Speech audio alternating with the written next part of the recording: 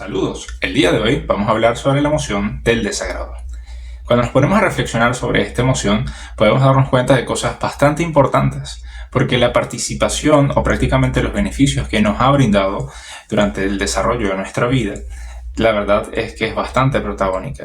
De hecho, cuando se trata de las decisiones que tomamos todos los días, esta emoción siempre está presente.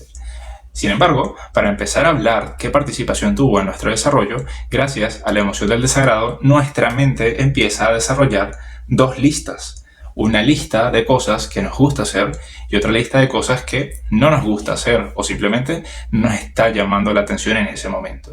Cuando nosotros estamos creciendo, es bastante común que estas listas terminen actualizándose y hayan cosas que nos gustaron en un momento que simplemente se terminan desplazando a la otra lista porque ya empieza a dejar de ser atractivo muchas de esas decisiones, experiencias o gustos. Lo mismo pasa con la lista de cosas que no nos gusta hacer. Muchas veces por falta de conocimiento o el habernos apresurado al sacar un concepto, una idea de ciertas decisiones o experiencias, simplemente va a poder nuestro proceso de aprendizaje actualizar y hacer que nuestras ideas sean mucho más claras en varios de los elementos que forman parte de esa lista de cosas que no nos gustaban hacer. Por eso es que terminan moviéndose hacia la lista de cosas que sí disfrutamos. Cuando nosotros estamos hablando de las decisiones que tomamos en nuestro día a día, prácticamente desde que te despiertas en la mañana hasta que nuevamente te acuestas en la noche, todas las decisiones que tú tomas están regidas por esas dos listas. ¿Qué cosas disfrutas o te van a provocar un poco más de satisfacción y qué otras decisiones simplemente vas a preferir dejarlas para después? Aquí inmediatamente podemos darnos cuenta de que la emoción del desagrado termina siendo una de las participantes más valiosas cuando se trata de todo este tema de la procrastinación.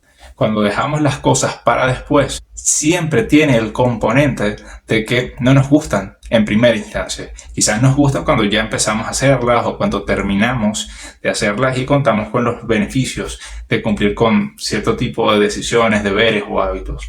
Pero muchas veces el poder empezar es toda una lucha interna, una lucha con esa emoción del desagrado y sobre todo con nuestras expectativas. Para eso es importante que en nuestra lucha interna podamos tener un poco más claro qué tipo de beneficios y consecuencias pueden haber cuando vamos a tomar o no una decisión. Si yo tengo un deber importante, ya sea laboral o académico, que esté relacionado en leer un libro, es mucho más fácil para mí en la toma de esa decisión, sobre todo cuando estamos hablando de una decisión que necesita varios días de llevarse a cabo para cumplir con la meta de terminar el libro. Vale la pena que yo primero me ponga objetivos bastante flexibles. No sirve de nada que yo me ponga como meta diaria querer leer 1 hora al día cuando todavía no estoy acostumbrado a hacerlo. Es más fácil poder negociar contigo mismo y ganarle a la emoción del desagrado cuando tú dices la meta de hoy es leer solo 10 minutos. Sé que 10 minutos no va a parecer un progreso bastante importante a comparación de lo extenso que pueda ser la lectura en su totalidad. Sin embargo, tenemos que darnos cuenta que al tú poner este tipo de objetivos tan flexibles y fáciles de cumplir, también es mucho más fáciles de empezar y sobre todo superarlos. Cuando tú te pones metas tan pequeñas, al día de hoy te permites el poder hacer el doble, el triple, incluso 4 veces más de lo que te habías propuesto. Eso hace que tú disfrutes la experiencia, que haya mayor satisfacción.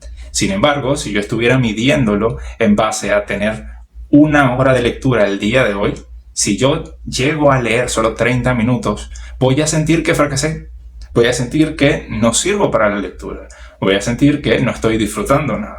Entonces hay que simplemente tener esas pequeñas expectativas o proponernos pequeños pasos para empezar a cumplir este tipo de objetivos. Y la intención siempre es intentar superar la meta que te has propuesto para el día de hoy. La emoción del desagrado tiene una función saludable muy importante y es que regresando a esta función de crear una lista de qué cosas nos gusta y qué cosas no nos gusta hacer, nos permite el poder constituir y seguir actualizando nuestra personalidad a lo largo de nuestra vida. Por eso es que el cambio en el ser humano es algo totalmente constante, ya sea por simplemente un proceso de aprendizaje, tomas de decisiones que nos van a estar comprometiendo a simplemente abordar nuevos beneficios, nuevos cambios y también nuevas responsabilidades. De hecho, es bastante común que algunas cosas al principio nos hayan gustado muchísimo, pero al simplemente el repetir la misma experiencia gratificante, deja de estar llenándonos de suficiente satisfacción o incluso la emoción de alegría. Por eso es que la mente termina acostumbrándose a muchas experiencias o estímulos y por eso es que termina teniendo el deseo de querer novedad. De esta manera siempre está esa necesidad o sensación de insatisfacción que nos mantiene en movimiento y en constante cambio. Ya cuando estamos hablando de las consecuencias por el mal uso de esta emoción, podemos prácticamente dividirlo en dos extremos. Por un lado está el extremo de no manifestar la emoción, es decir, el reprimirla. Cuando tú reprimes la emoción del desagrado, prácticamente te conviertes en una persona muy condescendiente, es decir, eres una persona que le dice sí a todo y te cuesta demasiado poner límites, te cuesta demasiado decirle no a los demás. En ti existe toda una lucha interna donde tus autocríticas y el sentimiento de culpa prácticamente te desarma y por eso es que no puedes ser firme ante los gustos que tú tienes o las decisiones que quieres tomar. En pocas palabras, cuando tú le dices sí a todo, estás a merced de que otras personas decidan por ti y empiezas a vivir resultados que no te pertenecen o, mejor dicho, empiezas a vivir una vida que no te pertenece a ti porque estás acostumbrado a complacer a los demás. Cuando estamos hablando de otras consecuencias por el mal uso de esta emoción, ya estamos hablando del otro extremo y es cuando recurrimos demasiado a la emoción del desagrado a la hora de tomar decisiones. La emoción del desagrado sí ayuda bastante en la toma de decisiones y el poner límites. Sin embargo, cuando la emoción del desagrado es tan protagónica y comanda todas las maneras en que nosotros reflexionamos y decidimos, eso significa que vas a dejar de lado las cosas que no te estén dando motivación al inicio. Y la peor parte es que las cosas que no tienen motivación al inicio muchas veces son las más saludables para nosotros. Por ejemplo, es mucho más fácil no hacer ejercicio que hacer ejercicio. Es mucho más fácil comer comida chatarra que comer comida totalmente saludable o comer más vegetales y frutas. Esto prácticamente es lo que hace que muchas veces tengamos resultados que no queremos en nuestra vida. Y que prácticamente también haya toda una verdadera lucha o guerra dentro de nosotros a la hora de realizar cambios, donde podemos tomar decisiones de cambios por algunos cuantos días, pero ya al pasar 1 o 2 semanas, nuevamente volvemos a recaer en las decisiones que ya acostumbrábamos a tomar.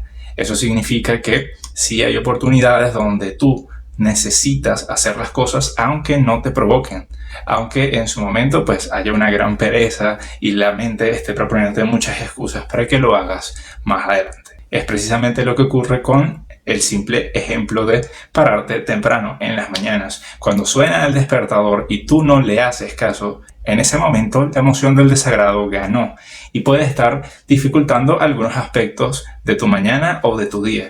Quizás te retrasas un poco más a la hora de hacer tus deberes, a la hora de hacer tu trabajo. Podrías terminar durmiendo más de lo que deberías y eso prácticamente hace que sientas que tu mañana no fue para nada productiva y que ese día ya tiene una desventaja bastante importante cuando estamos hablando de progreso o el ser responsable ante nuestros deberes.